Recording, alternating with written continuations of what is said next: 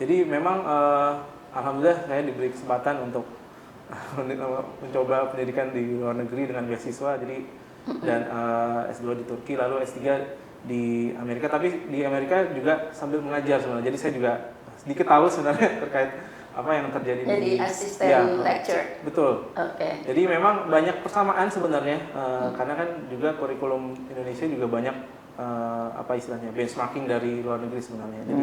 Jadi dari Belanda, dari Eropa, dari juga misalkan Menteri Pendidikan Nadiem Makarim sebelumnya kan juga lulusan dari US ya. Jadi banyak mengambil hal-hal yang baik dari di luar negeri sebenarnya.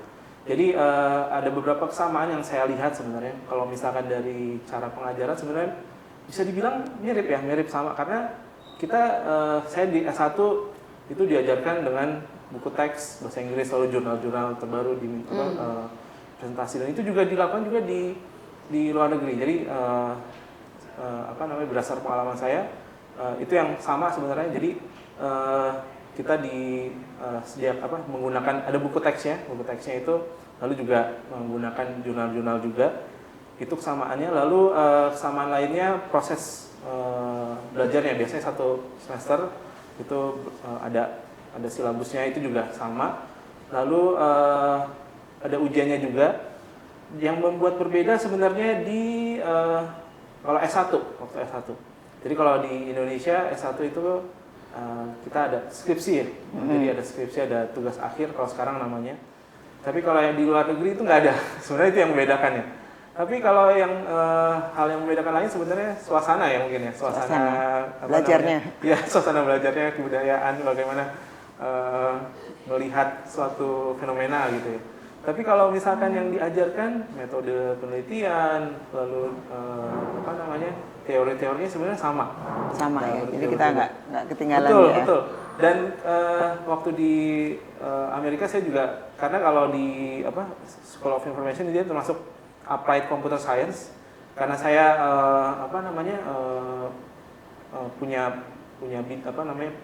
keahlian di bidang coding. Jadi saya juga mengajar mata kuliah namanya Introduction to Web Design dan juga Web App Development.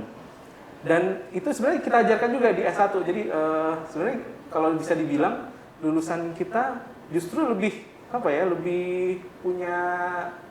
punya modal lebih banyak, karena tadi kalau di luar negeri mereka tidak ada tugas akhir atau istilahnya skripsi ya, tapi kadang ada juga sebenarnya pilihan, sebenarnya ada capstone project sebenarnya, tapi itu lebih ke arah S2. Dan S1 itu asalkan rajin ikut perkuliahan, lalu itu sebenarnya bisa lulus ya. Jadi itu yang membedakan. Itu di Turki. Di Turki dan juga di Amerika. Tidak ada tugas akhir seperti itu. Tidak ada tugas akhir. Memang kan. Ya saya dengar juga dari Sherin itu yang dia barusan lulus dari UCL juga nggak ada. Jadi tugas kelompok gitu, tugas kelompok. Jadi kayak extended project lah zaman kita sekolah dulu. Pas lagi S2 pun saya pas pembimbing saya juga kaget. Oh, kamu di S1 ada kayak semacam research project ya? Oh iya. Oh, berarti kamu sudah paham ya metodologi segala macam. Jadi pembimbing saya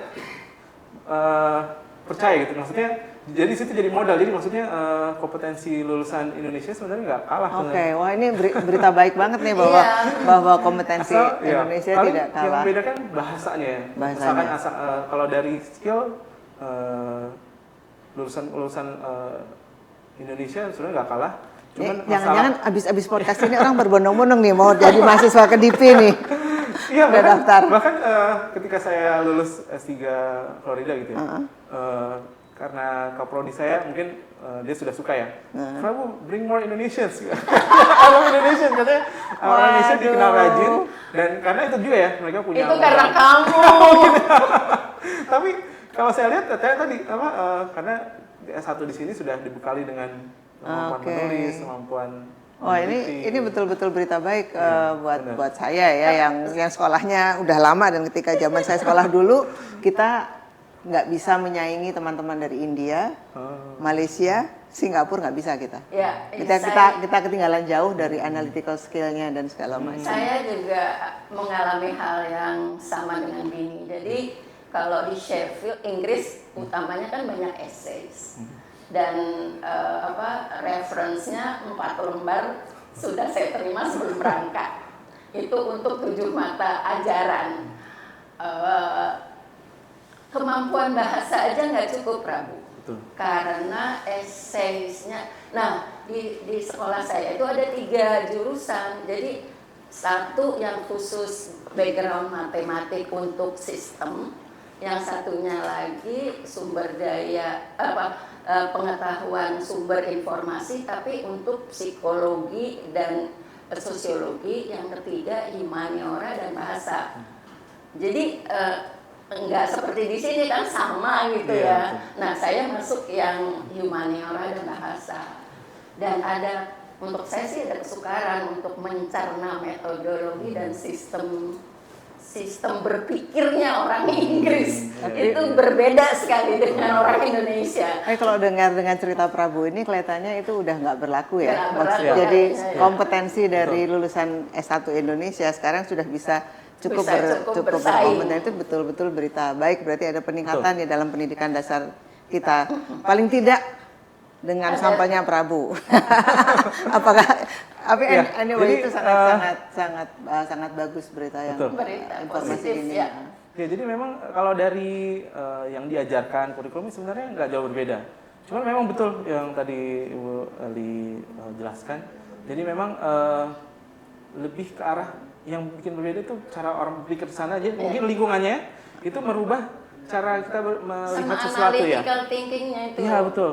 Kalau di sana yang saya lihat ya, misalkan kalau mahasiswa Indonesia ya, mereka fokus ke nilai mungkin ya, kayak, waduh nilai saya jelek ya, jadi malah mungkin ya tadi bisa konsekuensinya bisa ada hal-hal yang misalnya kayak karena fokus di nilai gitu ya, tapi nggak misalkan kurang fokus terhadap apa yang sudah dipelajari. Tapi kalau orang sana, misalkan contoh kayak orang Eropa ataupun orang Amerika, mereka benar-benar apa ya, kalau mereka melakukan kesalahan misalkan, mereka nggak ngumpulin tugas, ya udah mereka terima apa adanya misalkan. Jadi kalau misalnya nggak lulus ya, iya nggak resah. Jadi mereka karena fokus ke cara pikirnya itu lebih ke arah apa yang bisa dipelajari, apa yang lebih ke arah self rewards-nya dan juga yang bisa dipelajari. Ya prosesnya itu lebih di proses dan ya, karena mungkin lingkungannya seperti itu. Dan juga karena kalau misalkan kalau di Amerika sendiri ya, misalkan kan mereka sudah ketika umur 18 itu dianggap sudah dewasa, dia bisa mengambil keputusannya masing-masing.